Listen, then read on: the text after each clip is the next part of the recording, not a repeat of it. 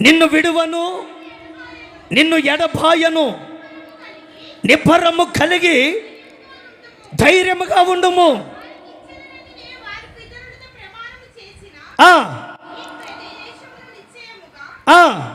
వారికిచ్చదనని నేను వారి పితరులతో ప్రమాణము చేసిన ఈ దేశమును నిశ్చయముగా నీవు ఈ ప్రజల స్వాధీనమును చేసేదవు. దేవునికి మహిమ కలుగును గాక. చాలా కొద్దిసేపు దేవుని మాటలు మీకు తెలియపరుస్తాను. ఇక తలలు పైకెత్తి నా వైపు చూడాలి. క్రీస్తునందు ప్రియమైన దేవుని ప్రజలారా, దేవుడు ఒకనొక సందర్భంలో యెహోషువతో మాట్లాడుతున్నటువంటి మాటలు ధైర్యపరుస్తూ ఈ మాటలు చెప్తున్నాడు. ఏమని చెప్తున్నాడంటే, నిన్ను విడువను, నిన్ను ఎడబాయను, నిబ్బరము కలిగి ధైర్యంగా ఉండు. దేవునికి మహిమ కలుగును గాక. ఏ సందర్భంలో దేవుడు యెహోషువతో మాటలు చెప్తున్నాడంటే, ఒక గొప్ప బాధ్యత భుజస్కంధాల మీద పెట్టాడు దేవుడు. అది అందరూ చేసే పని కాదు, అది అందరికీ సాధ్యపడే పని కాదు, అందరూ సత్తగలిగినటువంటి పరిస్థితి కాదు.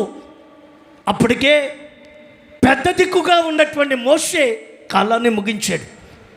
పెద్దవారు లేనప్పుడు కుటుంబ బాధ్యతలు ఏదైనా ఒక వ్యక్తి మీద మోపినప్పుడు కొన్ని పరిస్థితుల మధ్యలో తడబడతాం, తెలియదు గనుక.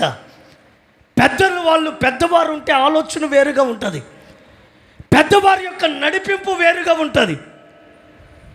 వయస్సును బట్టో, వారికి ఉన్న జ్ఞానమును బట్టో, వారి కుటుంబాన్ని చక్కదిద్దగలిగిన వారు, సరైనటువంటి మార్గంలో నడిపించగలిగిన వారు. ఈ వాక్యాన్ని మనం చదివినప్పుడు అప్పటికి మోషే తన జీవితాన్ని ముగించాడు.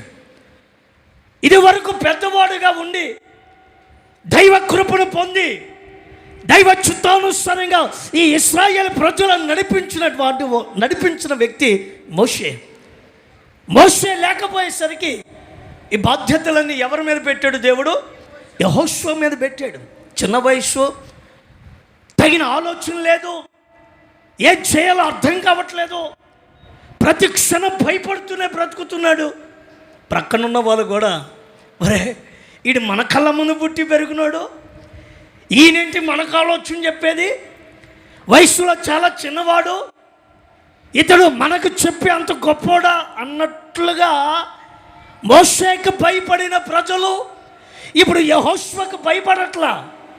బాధ్యతలన్నీ ఎవరి మీద పెట్టబడ్డాయి? యెహోషువ మీద పెట్టబడ్డాయి. ప్రజలు భయపడట్లా.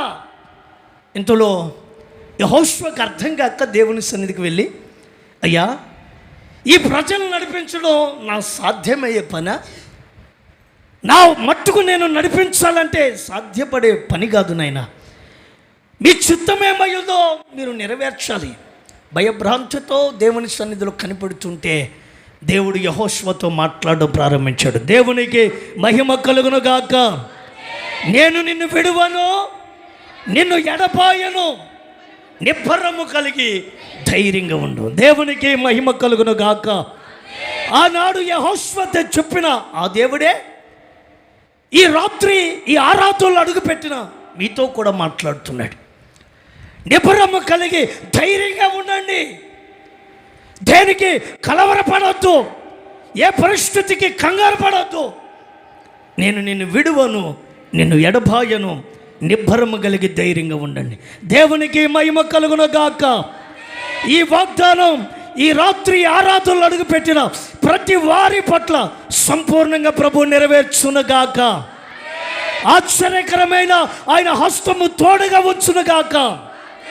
ఆశ్చర్యకరమైనటువంటి ఆయన బావులో బలపరచునుగాక. దేవుడి వాగ్దానం చేసిన తర్వాత యెహోషువకు గొప్ప ధైర్యం వచ్చేసింది. 9వ వాక్యంలో కూడా దేవుడు మరలా బలపరుస్తాడు.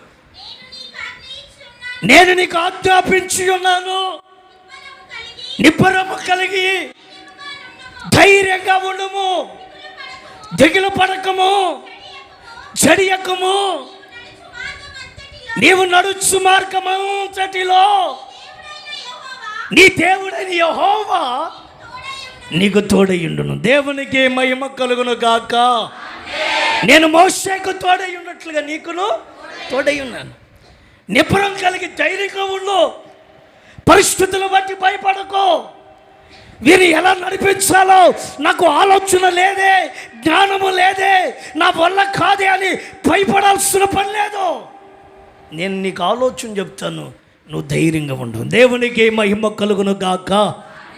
ఈ రోజున కొన్ని కుటుంబాలలో కలుగుతున్నటువంటి పరిస్థితులను బట్టి అధైర్యం, చెలరేగుతున్న సమస్యలను బట్టి తల ఎత్తుకోలేని పరిస్థితులు. ఆనాడు యెహోషువని నిందించినట్లుగా ఈ రోజున కొంతమంది పరిస్థితిని నిందించే వాళ్ళు ఉన్నారు, అవమానాస్పదంగా మాట్లాడే వాళ్ళు ఉన్నారు. నీవెంత, నీ బ్రతుకెంత, నీ స్థాయి ఎలాంటిది, నీ జీవితం ఎలాంటిది అన్నట్లుగా చిన్న చూపు చూసేవాళ్ళు ఉన్నారు. దేవుని వాక్యం చెప్పగానే చెప్తుంది, నువ్వు నిబ్బరం కలిగి ధైర్యంగా ఉండు, నేను నీకు తోడై ఉన్నాను. ఆమేనని చెప్పు. నా దేవుని కృప నీకు తోడై ఉండును గాక. నా దేవుని కృప బాహుల్యములో నిన్ను దాచును గాక. ఆశ్చర్యకరమైన మార్గములో నా దేవుడు నిన్ను నడిపించును గాక. ఆనాడు ఆయన బలపరచిన విధానాన్ని బట్టి మోషే కంటే ఆశ్చర్యకరమైన శక్తిని పొందుకున్నాడు. మోషే నడిపించిన విధానం కంటే ఒక నూతనమైన కృప చేత వారిని నడిపించగలిగాడు. ఆ అధ్యాయాన్ని మీరు చదువుకుంటూ వస్తే, ఆ ఏ జనులైతే అవమానకరంగా మాట్లాడారో, ఏ ప్రజలైతే దూషించి తక్కువ స్థాయి అన్నట్టు మాట్లాడారో, ఆ ప్రజలే వచ్చి మేము మోషేకి ఎలాగైతే లోబడ్డామో నీకు నువ్వు లోబడి, నీ మాట చొప్పున దేవునికి లోబడి మేము జీవిస్తామని తమ్మును తాము ఒప్పుకున్నట్లుగా అధ్యాయంలో వ్రాయబడింది. దేవునికి మహిమ కలుగును గాక. ఆమేన్, హల్లెలూయా. ఈ జీవన పోరాటంలో అప్పుడప్పుడు మనకు అనేక శ్రమలు వాటిల్లుతూ ఉంటాయి, అధైర్యాన్ని కలగజేసే పరిస్థితులు కనబడుతూ ఉంటాయి. సాగిపోతున్న ఈ జీవన పయనములో కొన్ని ఆటుపోట్లు మనలను నిలిపేస్తాయి, ముందుకు సాగనివ్వం. అది మనుషుల ద్వారా కానివ్వండి, అది పరిస్థితుల యొక్క ప్రభావ రీత్యా కానివ్వండి, వారి మాట్లాడే సూటిపోటి మాటలే కానివ్వండి, ఈ జీవితం ముందుకు సాగకుండా ఆగిపోయేటట్లుగా కొన్ని పరిస్థితులు మన ఎదుట నిలబడుతూ ఉంటే మనం దాటలేమోనన్న భయం మనకు కలుగుతుంది. వింటున్నారండి? నా తోడు నీవుంటే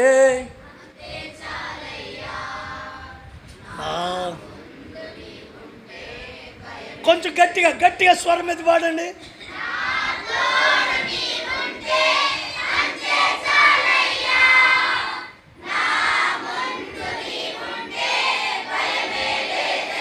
నీరసంగా భయమే లేదయ్యా అంటే వస్తుందా? ఈ భయంతో పాడినట్టే ఉంది. సంతోషంగా పాడాలి. నా తోడు నీవుంటే, నా ముందు నీవుంటే భయపడేవాడు ఎలాగ, భయం లేనివాడు ఎలాగుంటాడో ధైర్యంగా ఉంటాడు. దేవునికి మహిమ కలుగును గాక. నిబ్బరం కలిగి ధైర్యంగా ఉండు, నేను నీకు తోడై ఉన్నాను. దేవునికి మహిమ కలుగును గాక. ఆమేన్, హల్లెలూయా. నీ ప్రతి పరిస్థితుల్లో ఆయన నీకు తోడై ఉండి నిన్ను ధైర్యపరచు నడిపించును గాక. ప్రతికూలతను ఆయన కొట్టివేయును గాక. నీ మార్గమును ప్రభు సరళము చేయును గాక. ఆశ్చర్య రీతిలో ప్రభు నిన్ను నడిపించును గాక. అప్పుడప్పుడు అధైర్యాన్ని కలగజేసి కొన్ని పరిస్థితులు కలుగుతాయి. బైబిల్ గ్రంథంలో కొంతమంది జీవితంలో కొన్ని పరిస్థితులు అధైర్యపరిచాయి. ఇక సాగలేనేమోనన్న భయం వచ్చేసింది. ఆ సందర్భంలో వారు చేసిన పని ఏంటి?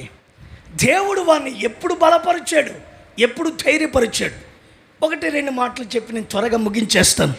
చదువుకుందాం. హగ్గాయి గ్రంథం 2వ అధ్యాయం 4వ వాక్యం.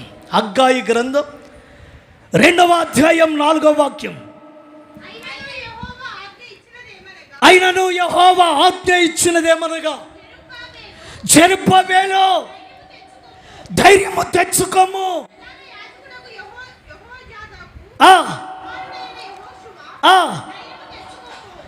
ధైర్యము తెచ్చుకోము, సమస్త జనులారా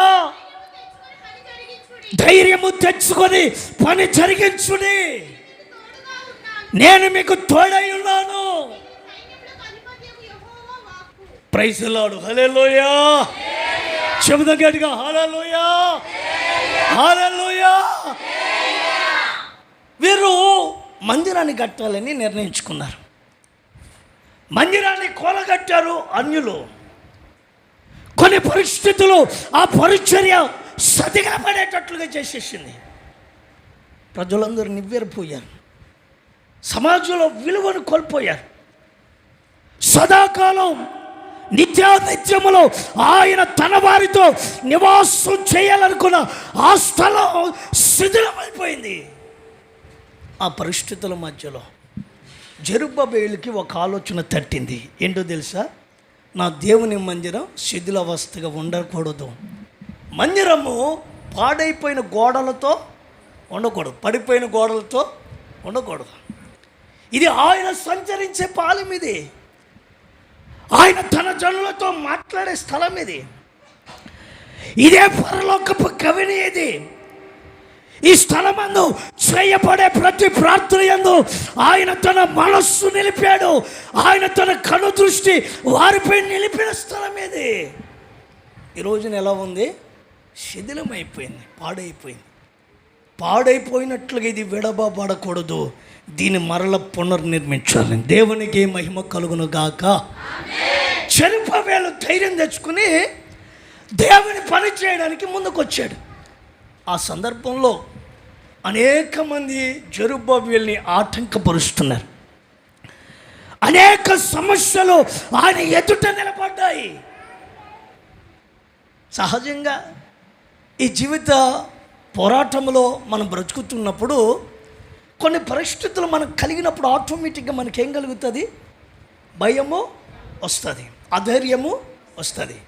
చేయలేనేమో, నా వల్ల కాదేమో, నా బలము సరిపోదేమో, నేను నిలబడలేనేమో, నా వల్ల ఏ పని కాదేమో. ఆటోమేటిక్గా మన మనసులో ఇలాంటి ఆలోచనలు వచ్చేస్తాయి. ఎంతటి గొప్ప వ్యక్తి అయినా కొన్ని పరిస్థితుల్లో మనకి తలంపులు కలుగుతూ ఉంటాయి.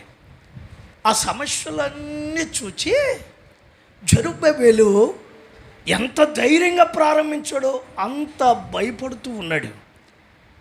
దేవుడు అక్కడ ఉన్నటువంటి ఒక వ్యక్తి మీదకి పరిశుద్ధాత్మ ద్వారా దిగొచ్చి వారితో మాట్లాడుతున్నాడు. ఏమన్నా తెలుసా? జెరుబ్బేలు, ధైర్యము తెచ్చుకో, ఈ సమస్యను బట్టి భయపడకో, ధైర్యము తెచ్చుకో అని మాట్లాడుతూ దేవుడు ఆ సమస్యను గద్దిస్తూ మాట్లాడతాడు. అక్కడ, ఓ గొప్ప పర్వతమా, జెరుబ్బేలును అడ్డగించడానికి నీవు ఏమాత్రపు దానవు, సదును భూమిగా నీవు వగుదువు గాక. దేవునికి మహిమ కలుగును గాక. సమస్యతో దేవుడు మాట్లాడుతున్నాడు. ఒక మంచి మాట మీకు చెప్తాను. దేవుడు నా జీవితంలో కార్యం చేస్తాడు, నా బ్రతికిలాగా వదిలేడు. ఈ కన్నీళ్ళు ఎప్పుడు ఇలాగే నీ కార్చాల్సిన పరిస్థితి కలుగుతుందని ఎప్పుడు అనుకోవద్దు. వింటున్నారండి? నా దేవుడు నా కన్నీళ్లను నాట్యంగా మారుస్తాడు. దేవునికి మహిమ కలుగును గాక. నా స్థితిగతులు మారుస్తాడు ఆయన. నా ప్రతికూలమైన పరిస్థితుల్లో నా అక్కరలు తీరుస్తాడు ఆయన. నా జీవితాన్ని మారుస్తాడు ఆయన అన్న విశ్వాసపు పరిమాణం కలుగుతున్న సమస్యను బట్టి కన్నీళ్ళు పెరగాల. ఎప్పుడైతే పూర్తిగా ఆయన మీద డిపెండ్ అవుతావో ఆయన కార్యాలని పట్ల చేయడానికి సంసిద్ధుడై దిగి వస్తాడు. దేవునికే మహిమ కలుగును గాక. మనం అనుకుంటాం చేయలేమని. దేవుడు ఎవరితో మాట్లాడుతున్నాడు? ఓ గొప్ప, చెప్పాలి, ఓ గొప్ప పర్వతమా, జెరుబ్బేలును అడ్డగించడానికి నీవేమాత్రపు దానం, సదును భూమిగా నీవు మార్చబడదు గాక. హల్లెలూయా, హల్లెలూయా. ఇందుని బట్టి ఒక విశ్వాసంతో ఒక మాట చెప్తున్నాను. ఈ రోజున నీ ఆత్మీయ జీవితంలో ముందుకు సాగకుండగా నీ జీవితాన్ని అతలాకుతలంగా మార్చాలని కంకణం కట్టిన ఏ పరిస్థితి నీ ఎదుట నిలవకుండా సదును భూమిగా ప్రభు మార్చునుగాక. ఆమేన్, హల్లెలూయా. నీకు విరోధంగా రూపించబడిన ఏ ఆయుధము వర్తిల్లకుండునుగాక. సమస్యతో దేవుడు మాట్లాడుతున్నాడు. నీకెందుకు? నేనున్నాను జెరుబ్బాబెలు, భయపడకో. సమస్యతో దేవుడు ఓ గొప్ప పర్వతమా జెరుబ్బాబెలును అడ్డగించడానికి దేవుడు ఎవరితో మాట్లాడాలో వారితో మాట్లాడతాడు. జాగ్రత్త వినాలి. ఎవరితో మాట్లాడాలో వారితో సమస్యతో మాట్లాడే దేవుడు ఆయన. ఒకరోజు అండి ఈ అబ్రహాము తన భార్య అయిన శారాని తీసుకుని గెరారు అనే ప్రాంతానికి వెళ్ళాడు. ఆ ప్రాంతానికి వెళ్ళినప్పుడు ఆ ప్రాంతాన్ని నడిపిస్తున్నటువంటి అబీమెలెకు అనబడిన ఒక రాజు ఉంటాడు. ఈ అబ్రహాము ఆ ప్రాంతానికి వెళ్ళిన తర్వాత తన భార్యతో ఒక మాట చెప్తాడు, శారాతో. ఏమన్నా తెలుసా? అమ్మా, నీవు చక్కని దానవు, అందంగా ఉన్నావు. నిన్ను బట్టి వీళ్ళు నన్ను చంపకుండా ఉండేటట్లుగా దయచేసి నీవు నాకు చెల్లెలు అన్న సంగతి వాళ్ళకి చెప్పు, చెల్లులు అన్నట్లుగా చెప్పు అన్నాడు. వింటున్నారండి? అబ్రహాం ఏం చెప్పాడు శారాతో? నీవు నా చెల్లి అని చెప్పు అన్నాడు. ఇక ఊరంతా అదే చెప్పుకున్నారు. ఎందుకంటే ఆమె అందంగా ఉంది కనుక అబ్రహామును చంపి ఆమెను తీసుకెళ్ళిపోతారేమోనన్న భయము వారిలో కలిగింది కనుక తెలియని ప్రాంతానికి వచ్చాం, పరిస్థితులు ఎలా ఉంటాయో, ఎవరు ఎటు నుంచి వచ్చి ఏం చేస్తారు అన్న భయం కలిగింది. లేఖనాల్లో మీరు చదవండి. ఒకరోజు నా శారాన్ని తీసుకుని వెళ్ళి అబీమెలెకు తన రాజ్యంలో పెట్టుకున్నాడండి. ఆ రాత్రి సమయంలో దేవుడు అబీమెలెకుతో మాట్లాడడం ప్రారంభించాడు. అబీమెలెకు, ఈమెవరో తెలుసా? ఒక ప్రవక్తకు భార్య. ఒకవేళ నీ సొంత ఆలోచనతో ఏదైనా ఒక చేయరాని కార్యం చేస్తే నీవును నీతో ఉన్నవారు నిశ్చయముగా చేస్తారు. అతడు మీ కొరకు ప్రార్థన చేస్తాడు, నిశ్చయముగా మీరు చేస్తారని. రాత్రంతా నిద్రపట్ల గజ గజ గజ వణికిపోతున్నాడు, భయపడిపోతున్నాడు. ఆ రాజ్యంలో ఉన్నటువంటి మంత్రులందరినీ పిలిపించాడు, పెద్ద సమావేశం ఏర్పాటు చేయించాడు. బాబు, ఈమెను తీసుకెళ్ళి ఆ అబ్రహాము దగ్గర ఇంటి దగ్గర దిగబెట్టరండి. ఉదయాన్నే తెల్లవారుతున్నప్పుడు శారాన్ని తీసుకొచ్చి ఎడబెట్టేశారు అబ్రహాము ఇంటి దగ్గర. అబ్రహామును పిలిచి అడుగుతున్నాడు, ఇంత పాతకం మేమేం చేసామయ్యా? నీ చెల్లులని చెప్పావు, చేసింది నువ్వు కదా, మేమేం చేసాం? గత రాత్రి దేవుడు నాతో మాట్లాడాడు. దేవునికి మహిమ కలుగును గాక. అబీమెలెకు పొరపాటున ఏదైనా పని చేస్తే నీకిక భూమి మీద నూకలు, మన భాషలో చెప్తాను, భూమి మీద నీకు అయిపోయింది నీ పని. చూసారండి, దేవుడు ఎవరితో మాట్లాడుతున్నాడు? సమస్యతో. చెప్పాలి, ఎవరితో మాట్లాడుతున్నాడు? సహజంగా దేవుడు ఎవరితో మాట్లాడాలి? అబ్రహాముతో మాట్లాడు. అబ్రహామా, భయపడకో, ధైర్యంగా ఉండు. ఎవరితో చెప్పాలా? కానీ అబ్రహాంతో చెప్పట్లా. ఎవరితో మాట్లాడుతున్నాడు? అబీమెలెకు రాజుతో మాట్లాడుతున్నాడు. దేవునికి మహిమ కలుగును గాక.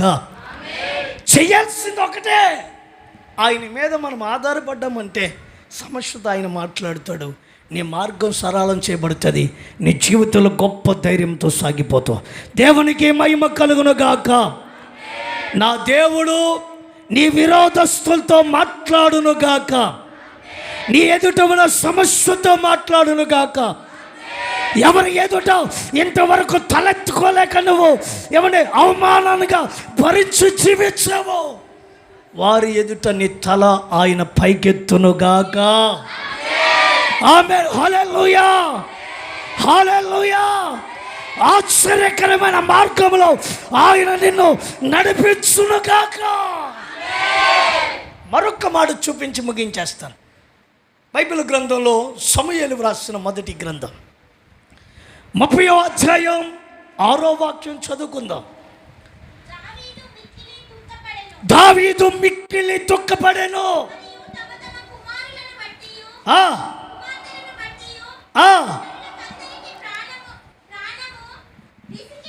ప్రాణం విసికినందున రాళ్ళు రువ్వి వారు చెప్పుకొనగా దావీదు తన దేవుడైన యెహోవాను బట్టి ధైర్యము తెచ్చుకొని. దేవునికి మహిమ కలుగును గాక. ఒక విశ్వాసి ఎవరిని బట్టి ధైర్యం తెచ్చుకోవాలా చెప్పాలి, నోరు తెరిచి చదివాం మనం. దావీదు తన దేవునిని బట్టి ధైర్యం తెచ్చుకున్నాడు. దేవునికి మహిమ కలుగును గాక. ఒక రోజున అబీమెలెకు అమాలేకీయులు దండెత్తి ఎవరి మీదకి వచ్చారు? ఈ దావీదుతో ఉన్నటువంటి వారి మీదకి యుద్ధానికి వచ్చేసి అక్కడ ఉన్నటువంటి స్త్రీలందరినీ కూడా తీసుకుని వెళ్ళిపోయారని. ఈ విషయాన్ని తెలుసుకున్నటువంటి వారందరూ దావీదు చేసిన పని ఏమీ లేదు, ఆయన మీదకి వచ్చి దుమ్మెత్తున ఆయన మీదకి వచ్చి పడిపోతున్నారు. ఆయన ఏదో అన్యాయం చేశాడు అన్నట్లుగా ఆయన మీదకి వచ్చి పడుతున్నారు. జాగ్రత్త వినా. కొన్ని పరిస్థితులు ఎలాగుంటాయో తెలుసండి. మనం ఏ నేరము చేయకపోయినా నిర్దాక్షిణంగా కొన్ని సమస్యలు వచ్చి మన నెత్తి మీద పడతాయే లేవా? నువ్వేం చేయాల్సిన పనిలే, నువ్వెవరిని అనాల్సిన పనిలే, నువ్వు పన్నెత్తి మాట్లాడాల్సిన పనిలే. కానీ కొన్ని సమస్యలు అలా వచ్చి నెత్తి మీద పడుతూ ఉంటాయి. నాకు అప్పుడప్పుడు కొంతమంది ఏదైనా నోటు తెరిచి ఏమైనా మాట్లాడేటప్పుడు అనిపిస్తుంది, వీళ్ళు మంచి బిర్యానీ తిన్నట్టున్నారు, అరగనట్టుంది, అందుకే అరిగేదాకా అంటారేమో ఇలా అనుకుంటా. వింటున్నారండి? కొంతమందికి అన్నీ ఎక్కువే ఉంటాయి, అన్నీ ఎక్కువే. కొంతమంది నోరు తెరితే బంగాళాఖాతంలో వాయుగుండం పెట్టినట్టుంటుంది, ఇక ముసురే. చూడండి, కొంతమంది చెయ్యని నేరం తీసుకొచ్చి పడేస్తారు అంతే. దాంట్లో నుంచి బయటపడాలంటే తెలియక కన్నీళ్ళు పెట్టుకుంటాం మనం. నిజమండి. గుట్టుగా నీవేదో బతుకుతున్నావు, నీ దగ్గరకు వచ్చి ఏం చెప్తారు? ఆ బండలు తీసుకెళ్ళి అక్కడ వేసుకుందని చెప్పిందండి ఒక ఆమెకి. ఆమె ఆడేసుకుంది, మందిరం కాడ తీసుకెళ్ళి బండలు. అర్థమవుతుందండి. వాళ్ళు ఏదో కొనుక్కుని తెచ్చుకున్నారు, వీళ్ళు తెలియక తీసుకుపోయి మందిరం కాడ తీసుకెళ్ళి పెట్టుకున్నారు అన్నారట. నాకు తెలియదు, తర్వాత తెలిసింది. నేను వాళ్ళతో కూడా ఎప్పుడు మాట్లాడలేదు. వాళ్ళు కొనుక్కున్నారండి. కొన్ని నిర్దాక్షిణంగా తెచ్చి నెత్తి మీద వేసేస్తూ ఉంటారు. కొన్ని సమస్యలు మనం దారండబోతున్నాం అనుకోండి, అప్పుడప్పుడు మీరు అనుకోవాలన్నమాట, ఏనుగు పోతుందనుకో, ఏనుగు పోతుంటే పిల్లయి అన్ని కుక్కలన్నీ ఏం చేస్తాయి చెప్పాలి, ఏం చేస్తాయి? అదే దీనికి కోపం వచ్చి కాలు ఎత్త ఉంటుంది. అది మనం పోతా ఉన్నాం అనుకో, అప్పుడప్పుడు కొన్ని సమస్యలు మనం ఏం చేయాల్సిన పనిలే, మనం మాట్లాడాల్సిన పనిలే, అవే మాట్లాడేస్తూ ఉంటాయి, ఆ సమస్యలు మాట్లాడేస్తూ ఉంటాయి. మనం చేయాల్సిన ఒకటి. ఇప్పుడు దావీదు పరిస్థితి కూడా అలాగే ఉంది. ఆయన ఏం చేయలే, వాళ్ళు రాళ్ళు రువ్వుతున్నారట, దావీదును చంపాలనుకుంటున్నారట. అసలు వాస్తవానికి దావీదు తన దారంట పోతుంటే వీళ్ళందరూ దావీదుని వెంబడించారు. దావీదు పిలవలా, వాళ్ళే వచ్చారు, మరలా వాళ్ళే. మనం అప్పుడప్పుడు కొంతమందికి కొన్ని మేలు చేస్తూ ఉంటాం. ఆ మేలు అనుభవించిన తర్వాత మరలా వాళ్ళు మనకేం చేస్తారు?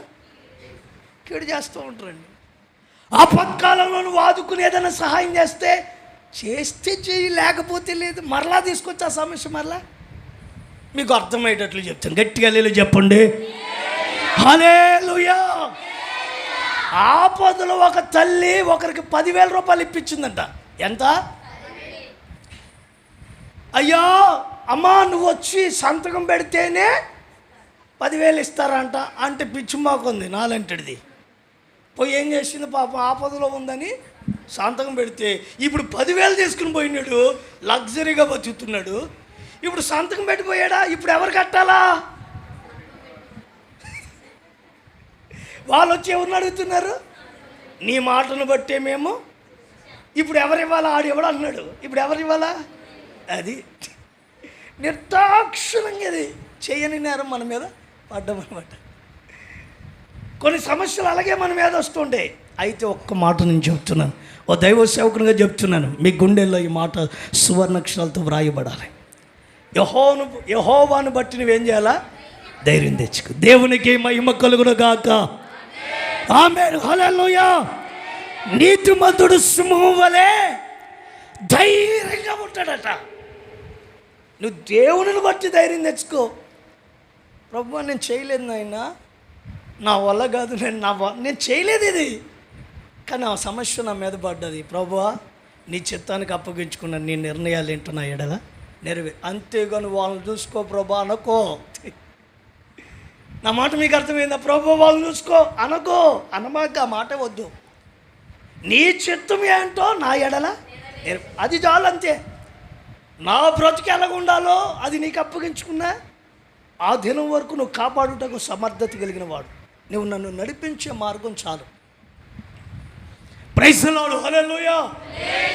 నీతిమంతుడు 7 మార్లు పడినాను మరలా ఏం చేస్తాడంట? లేస్తాడు. వింటున్నారా? ఒక బంతి ఉంది, బంతి ఎంత ఫోర్స్గా మనం క్రింద కొడితే అంత ఫోర్స్గా. వింటున్నారండి? సమస్య వచ్చినప్పుడు కృంగిపోమాకండి, ధైర్యంగా ఉండండి. ఎవరిని బట్టి ధైర్యం తెచ్చుకున్నాడంటే దావీదు? దేవునిని బట్టి ధైర్యం తెచ్చుకున్నాడు. ఆ ధైర్యము అతని స్థితిని మార్చింది. ఉన్నతంగా ప్రభు ఆశీర్వదించాడు. మరలా తీసుకొచ్చి సింహాసనం మీద కూర్చుండబెట్టాడు. ఏమండి, అనేక మందికి తీర్పరిగా, అనేక మందికి తీర్పు తీర్చే స్థాయిలో ఉన్నతమైన ఘనతనిచ్చి నడిపించాడు. దేవునికి మహిమ కలుగును గాక. ఆమేన్, హల్లెలూయా, హల్లెలూయా. ధైర్యంగా ఉండండి అంతే. ఏ పని ప్రారంభించిన ధైర్యంతో. ఇశ్రాయేలుతో ఒక సందర్భంలో, కాగా మీరు బలహీనులు కాక ధైర్యం వహించుడి, మీ కార్యం నేనేం చేస్తాను? సఫలపరుస్తాను అన్నాడు. ఏ పని ప్రారంభించిన ధైర్యంతో ముందుకెళ్ళండి. దేవుడు మీ కార్యములన్నీ సఫలపరుచునుగాక. నివాసయోగ్యమైన చక్కటి గృహములను నా దేవుడు మీకు అనుగ్రహించునుగాక. మంచి మార్కులతో పాస్ అయ్యేటట్లుగా ప్రభు కృపనిచ్చి ఉత్తీర్ణతనిచ్చి నడిపించునుగాక. నువ్వు చేస్తున్న చేతి పనిని ఆశీర్వదించి నీ కష్టార్జితో అనుభవించేటట్లుగా నా దేవుడు నిన్ను దీవించునుగాక. అన్ని విషయంలో నిన్ను ఆశీర్వదించి నా దేవుడు నిన్ను ఘనపరచు వర్ధిల్లింప చెయ్యనుగాక. ఒకటి చేయాల్సిందేంటో తెలుసా? నిన్ను విడువను. నువ్వు ఎలా ఉండాలా? ధైర్యంగా. కొంతమంది డాక్టర్లు చెప్పారంట, ఏమని? అమ్మ నీ పని పుట్టుకొని పోయింది ప్రాణం. ఐసీయూలోకి ఇప్పుడు వెళ్ళారా? వెళ్ళలేదా? దేవునికి స్తోత్రం. మిమ్మల్ని పంపించకుండా ఉండును గాక. కొంచెం గట్టి చెప్పండి. ఐసీయూలోకి వెళ్తే అప్పుడు మన చరిత్ర ఏంటో బయటికి తెలుస్తుంది, మన ధైర్యం ఏంటో. నిజమండి. నేను ఐసీయూలో ఉన్న వారికి కూడా వెళ్ళి ప్రార్థన చేసి వచ్చాను కనుక ఆ కష్టం, ఆ బాధ, కన్నీళ్ళు ఏంటో నేను దగ్గరుండి చూశాను. దేవుడు నన్ను ఎప్పుడు ఆ స్థితిలోనికి తీసుకెళ్ళలేదు, కానీ తీసుకెళ్ళిన దేవునికి స్తోత్రం. హల్లెలూయా. ఆయన చిత్తమే, ఏదైనా ఆయన చిత్తమే, ఆయన ఉద్దేశమే. మనలో ఏమీ లేదు. ఆయన ఎక్కడికన్నా తీసుకెళ్తాడు, ఎక్కడైనా పెడతాడు, ఎలాగైనా వాడుకుంటాడు, ఏదైనా చేయడానికైనా శక్తి కలిగిన, సమర్థత కలిగిన వాడు. దేవునికి మహిమ కలుగును గాక. డాక్టర్లు కనుక నీ పని అయిపోయిందంటే ఇక గంటల లెక్క అన్నారంటే మనకి ఎట్టుంటుంది చెప్పండి? క్షణము అమ్మచ్చులు పాప పెద్దోడి రారా అని పిలిచి పలానోళ్ళకి 2 లక్షలు ఇచ్చాను, మన స్థలం కాగితాలు, పట్ట కాగితాలు ఎక్కడ పెట్టాను, మీరు ఎక్కడన్నా తీసేస్తారు, తాకట్టు పెడతారని పలానా చోట దాశారు. చెప్తావా లేదండి? ఆటోమేటిక్గా వచ్చేస్తుంది మనకి, ఆటోమేటిక్గా వచ్చేస్తుంది. మళ్ళీ నేను పోయిన తర్వాత నా పిల్లలు అనాథలు అయిపోతారేమోనని. అర్థమవుతుందండి? ఆ క్షణంలో కూడా మనం తెచ్చుకోవాల్సిందేంటి? ధైర్యమే మెయిన్ అండి. గుర్తుపెట్టుకోండి. నువ్వు వెళ్ళేటప్పుడు చిమ్మ చీకటి కనబడుతుంది, ఏసు రక్తం చేయి, ఏసు రక్తం చేయి, ఏసు రక్తం చేయి, ఏసు రక్తం చేయి అని పోతే సాఫీగా పోతావు. అంతేగాని భయపడబోతా ఏమండి, క్షణంగా పరిగెత్తుకుండా పోయేవనుకో, కంగారు పడిపోయి ఏడన్నా పడిపోయే అవకాశం ఉంది. అర్థమవుతుందండి. దేనికి కంగారు పడాల్సిన పని లేదు. దేవుని చేతికి మనల్ని అప్పగించుకోవాలి. దేవునికి మహిమ కలుగును గాక. దావీదు ఎవరిని బట్టి ధైర్యం తెచ్చుకున్నాడు? దేవుని. మన ధైర్యం ఆయన ఎందుకు ధైర్యం తెచ్చుకున్నది? ఏమంటే ఆయన చెప్తున్నారు, భయపడకు, నిబ్బరం కలిగి ధైర్యంగా ఉండు, నిన్ను విడువను, నిన్ను ఎడబాయను, ధైర్యంగా ఉండు. అర్థమవుతుందండి. ఈ వాగ్దానం మన వ్యక్తిగత జీవితంలో నెరవేర్చి ధైర్యపరచి ప్రభు మనల్ని నడిపించును గాక. అందరూ మోకరించండి, ప్రార్థన చేసుకుందాం. ఆకాశం వైపు చేతులెత్తి ఈ రాత్రి ప్రభు మనతో మాట్లాడిన మాటలను బట్టి ఓ తీర్మానం కలిగి ప్రార్థన చేసుకుందాం. అందరూ మోకరించి స్తోత్రం